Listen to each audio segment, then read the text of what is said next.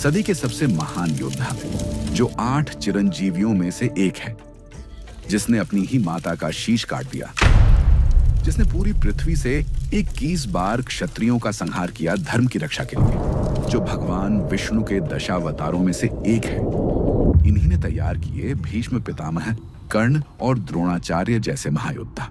महाभारत के रणभूमि में जिनकी शिक्षा की गूंज थी, आज वे तप में लीन हैं और प्रतीक्षा कर रहे हैं उस अंतिम युद्ध की घड़ी की, जब समय उन्हें पुकारेगा और वे उठेंगे भगवान कल्कि को युद्ध कला सिखाने।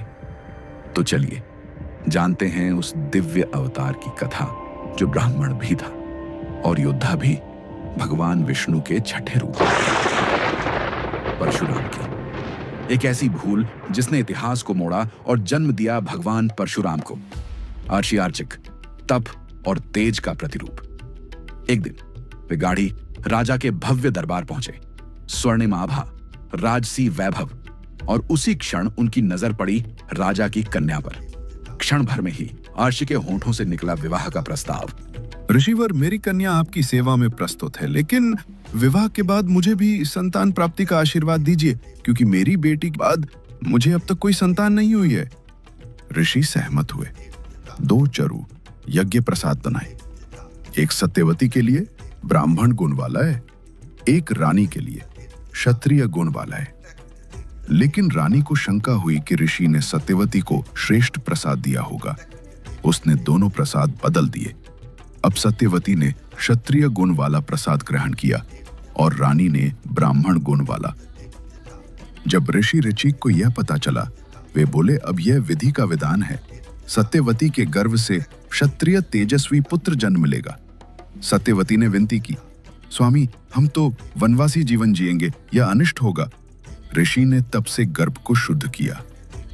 अब तुम्हारा पुत्र ब्राह्मण होगा, लेकिन तुम्हारा पोता क्षत्रिय होगा। और फिर जन्मे सत्यवती से जमदग्नि और रानी से विश्वामित्र। त्रेता युग का उदय हो चुका था, सत्ययुग बीत चुका था।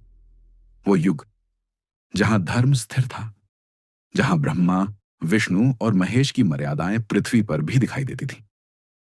लेकिन जैसे ही त्रेता का सूरज उगा, उसके साथ सत्ता का अंधकार भी फैलने लगा। वे अब धर्म के रक्षक नहीं थे, बल्कि स्वयं धर्म के सबसे बड़े शत्रु बन चुके थे।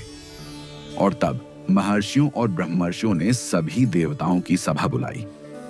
सप्तर्षियों ने साक्षात ब्रह्मा से प्रार्थना की, हे सृष्टिकर्ता, अब धर्म को बचाने के लिए पालनकर्ता को अवतरित होना होगा।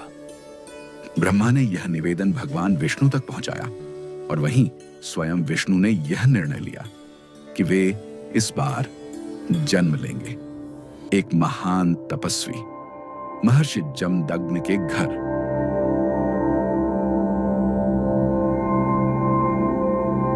सत्ययुग पीछे छूट चुका था, लेकिन उसकी शांति, तप और ब्रह्म तेज अब भी जीवित थे। कुछ एक आश्रमों में, कुछ एक ऋषियों के हृदय में। ऐसा ही एक आश्रम था, रेवा नदी, आज की नर्मदा के तट पर स्थित महर्षि जमदग्नि का आश्रम। भृगु वंश के इस तपस्वी ने वेदों की लौ को अग्निकुंडों में जीवित रखा था। उनकी पत्नी थी माता रेणुका, एक महान पतिव्रता, योगिनी और अत्यंत संयमी आत्मा। कहा जाता है कि वे बहते जल में भी अपने चित्त की स्थिरता से कुंभ भर सकती थी, बिना एक बूंद गिराए। इस दिव्य युग, दिव्य स्थान और दिव्य समय में जमदग्नि और रेणुका के यहां जन्मे 5 पुत्र और चौथे पुत्र थे राम। जहां एक ओर वेदों, उपनिषदों और ब्रह्म विद्या में वे पारंगत हो रहे थे, वहीं दूसरी ओर उनकी रुचि धनुष, गदा, तलवार और युद्ध कला में भी अद्वितीय थी। उनकी माता क्षत्रिय कुल से थी और पिता ब्रह्मर्षि। यह संगम ही उन्हें ब्रह्मतेज और क्षात्र बल का दुर्लभ समन्वय बना रहा था। लेकिन यह अभ्यास उनकी आत्मा किसी और ही स्तर की तैयारी में थी। यही कारण था कि एक दिन उन्होंने हिमालय की ओर प्रस्थान किया। ओम नमः शिवाय।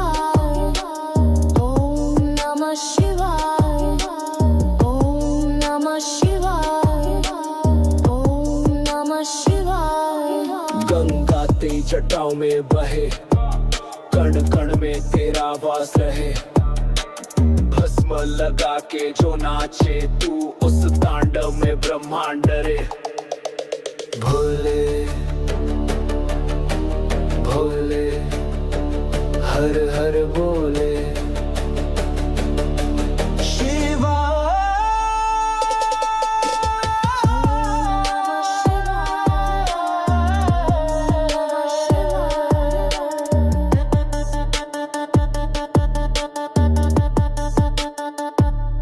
राम की तपस्या से प्रसन्न होकर भगवान शिव ने उन्हें दिव्य फरसा प्रदान किया और वे बने परशुराम।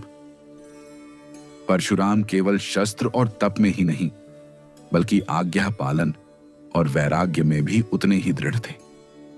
एक बार माता रेणुका नदी से जल भरने गई। प्रतिदिन की भांति वे चित्त की स्थिरता से बहते जल से कुंभ भरती थी, लेकिन उस दिन क्षण भर के लिए उनका मन विचलित हुआ। एक गंधर्व को जल क्रीड़ा करते देखकर उनके मन में एक हलचल सी उठी। यह कोई पाप नहीं था, बस एक मानविक चूक। पर महर्षि जमदग्नि जैसे कठोर तपस्वी के लिए यह मानसिक अस्थिरता भी अक्षम्य थी। उन्होंने इस विचलन को पतिव्रता धर्म का उल्लंघन माना और तुरंत परशुराम को आज्ञा दी। जा राम और अपनी माता को मृत्यु दंड दे। आज्ञा कठिन थी, लेकिन परशुराम की निष्ठा और गुरु भक्ति उस भावना से भी गहरी थी जो मोह या संबंध से बंधे। उन्होंने बिना विलंब माता को वध कर दिया। यह दृश्य केवल एक पुत्र द्वारा माता की हत्या नहीं था, यह धर्म और भावना के टकराव की चरम परीक्षा थी। महर्षि जमदग्नि परशुराम की आज्ञा पालन शक्ति से अत्यंत प्रसन्न हुए। उन्होंने वरदान दिया, मांग पुत्र, जो चाहे मांग। परशुराम ने सिर झुकाकर कहा, यदि आप प्रसन्न हैं तो माता को पुनः जीवन दें। पिता ने आशीर्वाद दिया और माता, जो अभी कुछ क्षण पूर्व भूमि पर पड़ी थीं, फिर से जीवित हो उठी, जैसे मृत्यु कभी हुई ही न हो, और धर्म के लिए त्याग की परशुरामीय पहचान बन गया। त्रेता युग का समय था। मध्य भारत में स्थित एक महाशक्तिशाली राज्य था, माहिष्मती नगरी। उसका राजा था सहस्त्रबाहु अर्जुन हैहय वंश का शासक।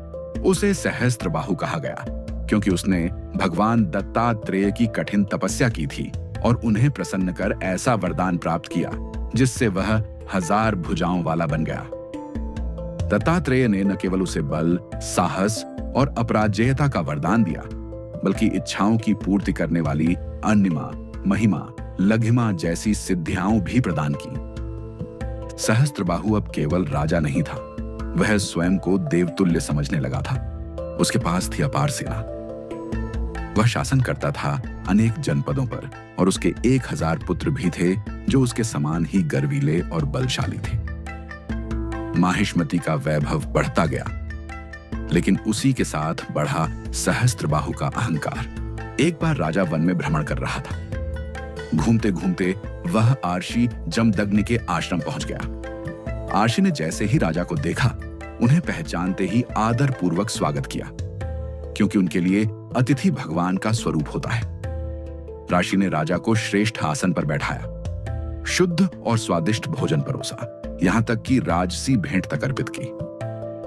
राजा यह सब देखकर चकित रह गया। एक आश्रम में इतना आतिथ्य, इतनी संपन्नता। उसके मन में जिज्ञासा जागी। उसने आश्चर्य से पूछा, हे आर्षिवर, यह सब कैसे संभव है? आप तो वनवासी हैं, फिर भी ऐसा ऐश्वर्य?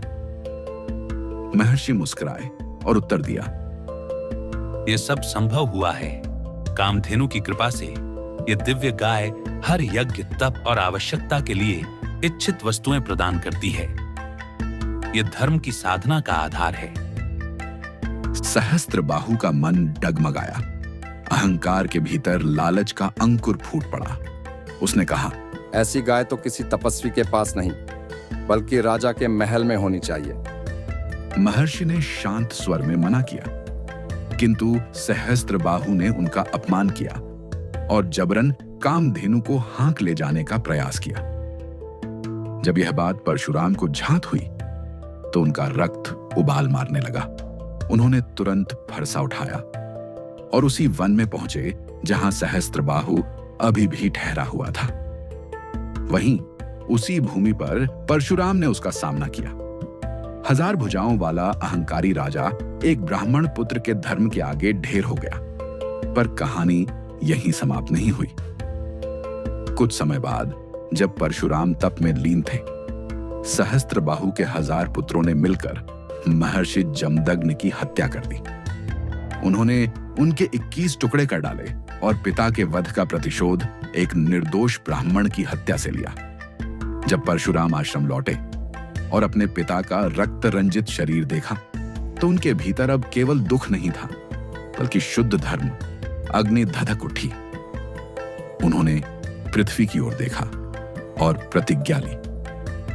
मैं संकल्प करता हूं, जब तक यह पृथ्वी धर्म के योग्य न बन जाए, मैं 21 बार क्षत्रियों का संहार करूंगा। उन्होंने फरसा उठाया और अकेले निकल पड़े। पूरे भारतवर्ष में उन्होंने संपूर्ण भारतवर्ष में युद्ध किया। जिधर भी अधर्मी क्षत्रिय दिखाई दिए, जिन्होंने धर्म की मर्यादा का उल्लंघन किया था, वहां उन्होंने न्याय का संहारक बनकर अधर्म को मिटा डाला। उन्होंने एक एक करके 21 बार पृथ्वी से क्षत्रिय वंशों का उन्मूलन किया। यह केवल विनाश नहीं था, यह संतुलन की पुनः स्थापना थी। परशुराम चाहते थे कि इस पृथ्वी पर फिर से वही व्यवस्था लौटे जहां राजा धर्मपालक हो और ब्राह्मण ज्ञान रक्षक। उनका उद्देश्य था एक शुद्ध समाज की स्थापना। और जब उनका कार्य पूर्ण हुआ, जब 21 बार धर्म और अधर्म के बीच की रेखा फिर से खिंच चुकी थी, तो उन्होंने युद्ध छोड़ दिया। परशुराम ने तब 21 महायज्ञ किए, हर यज्ञ उसी भूमि पर जहां रक्त गिरा था। उन्होंने भूमि, धन और सारे अधिकार महर्षि कश्यप को समर्पित किए।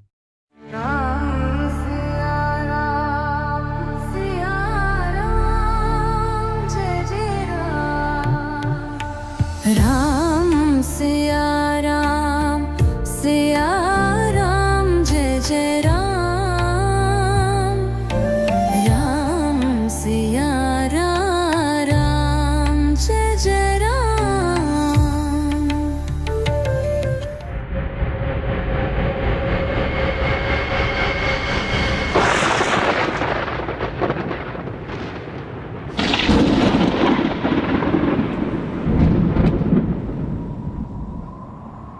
धनुष की गूंज से संपूर्ण सभा स्तब्ध रह गई। उस गूंज ने समस्त दिशाओं को झकझोर दिया। वह आवाज पहुंची महेंद्र पर्वत तक, जहां परशुराम गहन तपस्या में लीन थे। उनका हृदय कांप उठा। शिव धनुष टूटा। किसने ऐसा साहस किया? वे क्रोध में जनकपुर पहुंचे। तेजस्वी नेत्र, गर्जना से भरी वाणी, पूरा दरबार स्तब्ध हो गया। परंतु जब उन्होंने राम को देखा, उनकी दृष्टि स्थिर हो गई। राम शांत, विनम्र, पर भीतर से अग्निशुद्ध, तेज से दीप्त। परशुराम ने पूछा, क्या तुमने शिव का धनुष तोड़ा? राम बोले, यदि यह अपराध है तो मैं दंड के लिए प्रस्तुत हूं। वह वाणी, वह दृष्टि, वह आत्मबल। परशुराम समझ गए, यह कोई साधारण क्षत्रिय नहीं, ये स्वयं विष्णु हैं जिनके लिए मैं पृथ्वी पर उतरा था। परशुराम के भीतर का क्रोध श्रद्धा में परिवर्तित हो गया। उन्होंने कहा, हे राम, अब मेरा शस्त्र भी आपका है और मेरा अभिमान भी।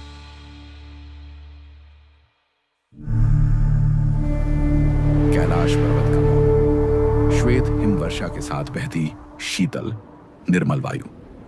द्वार पर हाथ में गदा थामे, नेत्रों में अडिग दृढ़ता लिए गणेश पहरे में खड़े हैं। दूर बर्फीले मार्ग की धुंध में एक तपस्वी योद्धा आकृति धीरे धीरे स्पष्ट होती हुई दिखाई दे रही है। कंधे पर धनुष, हाथ में फरसा और हर कदम के साथ गूंजती गर्जना, मानो स्वयं पर्वत को चुनौती दे रही हो। हे महापुरुष, लगता है आप रास्ता भूल गए हैं। कहिए, आप कहाँ जाना चाहते हैं? मैं अपने आराध्य देव भगवान शंकर से मिलने जा रहा हूँ, मुझे मार्ग दो। भगवान शंकर इस समय गहन ध्यान में लीन है। उनकी आज्ञा है कि इस क्षण कोई भी भीतर प्रवेश न करे। तुम कौन हो जो मुझे रोकने का साहस करता है? मैं गणेश, भगवान शिव और माता पार्वती का मानस पुत्र हूँ और इस द्वार का रक्षक। तुम जैसा विचित्र प्राणी भगवान शंकर का पुत्र कैसे हो सकता है? मेरा मार्ग मत रोको। यह मेरा कर्तव्य है कि माता पिता की आज्ञा का पालन करूं और मैं यह नियम किसी के लिए नहीं तोड़ूंगा। मैं भगवान शंकर का प्रिय शिष्य हूँ। गणेश, मेरा मार्ग मत रोको, मुझे जाने दो। मैं नाम से नहीं, केवल अपने कर्तव्य से परिचित हूँ। जो अपनी पहचान के बल पर नियम तोड़ना चाहे वह धर्म नहीं, केवल अहंकार का पालन करता है। अहंकार? तुमने मुझे यह कहा? मैं वह हूँ जिसने 21 बार पृथ्वी से अधर्मिक क्षत्रियों का संहार किया है। मैं माता पार्वती का वही दिव्य पुत्र हूँ जिसे उन्होंने अपने हाथों से रचा है। यदि आप स्वयं को धर्म का रक्षक कहते हैं तो पहले संयम का पाठ पढ़ें। मुझे मत परखो गणेश, मैंने सहस्त्रबाहु जैसे बलशाली को धराशायी किया है। तुम्हारे लिए तो बस एक ही वार पर्याप्त है। वार तो मैं भी कर सकता हूँ, पर अभी तक धैर्य रख रहा हूँ। लेकिन लगता है आपकी समझ को मेरी शक्ति का अनुभव कराना ही पड़ेगा। हे मूर्ख बालक, तुमने मेरा मार्ग रोककर बहुत बड़ा अनर्थ किया है। अब तुझे उचित दंड मैं दूंगा। तुम यह विचित्र प्राणी होकर मेरे जैसे महायोद्धा का रास्ता रोकने का दुस्साहस करते हो।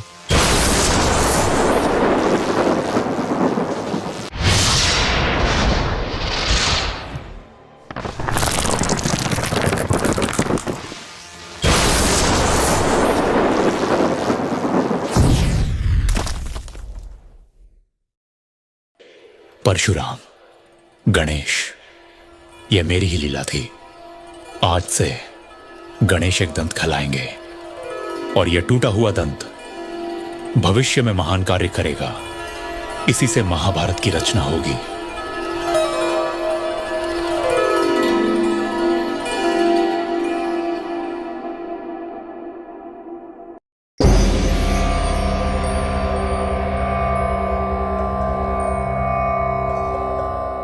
द्वापर युग आरंभ हो चुका था।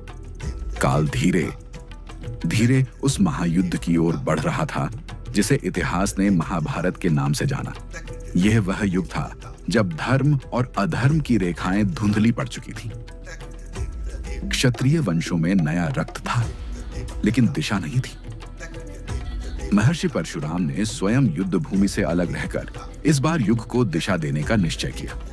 उन्होंने अपने भीतर संचित अपार अस्त्र विद्या को उन योग्य पात्रों को सौंपने का निर्णय लिया जो धर्म और अधर्म की लड़ाई में निर्णायक भूमिका निभा सकते थे। उनके प्रथम महान शिष्य बने गंगापुत्र देवव्रत, जिन्हें बाद में संसार ने भीष्म पितामह के नाम से जाना।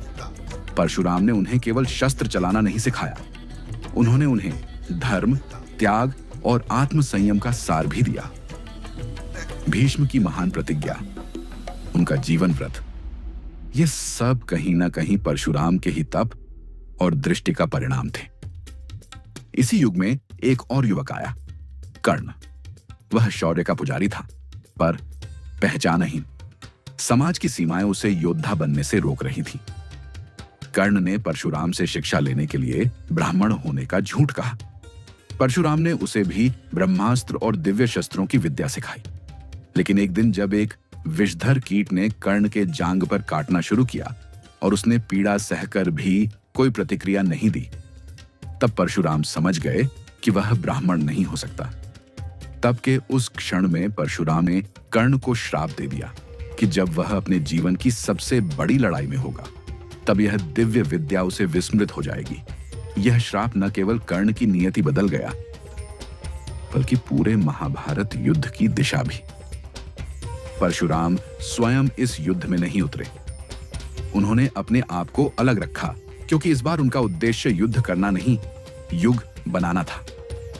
उन्होंने भीष्म, कर्ण और द्रोण जैसे शिष्यों को तैयार किया और उनके माध्यम से धर्म और अधर्म की अंतिम परीक्षा की नींव रखी। आज भी वे महेंद्र पर्वत पर तपस्या में लीन हैं, जहां समय स्थिर है और भीतर एक जागृत अग्नि युगों से सुलग रही है। मान्यता है, जब कलयुग अपने चरम पर पहुंचेगा और अधर्म चारों ओर छा जाएगा, तब भगवान विष्णु कल के अवतार के रूप में प्रकट होंगे और परशुराम उन्हें वह समस्त दिव्य अस्त्र विद्या प्रदान करेंगे जो उन्होंने शिव से प्राप्त की थी। वे न केवल एक गुरु होंगे बल्कि धर्म की उस अंतिम लौ की चिंगारी भी जो कलयुग के अंधकार को चीरकर सत्य, शांति और संतुलन की स्थापना करेगी। परशुराम की कथा यहीं थमती नहीं, बस अगली पुकार की प्रतीक्षा करती है। यह कहानी अंत तक देखने के लिए हम आपके आभारी हैं। हमें जरूर बताएं आपको कौन सा हिस्सा सबसे अच्छा लगा और हमारे चैनल को सब्सक्राइब करें ताकि आगे आने वाली ऐसी ही रोचक कहानियां आप तक पहुंचती रहें।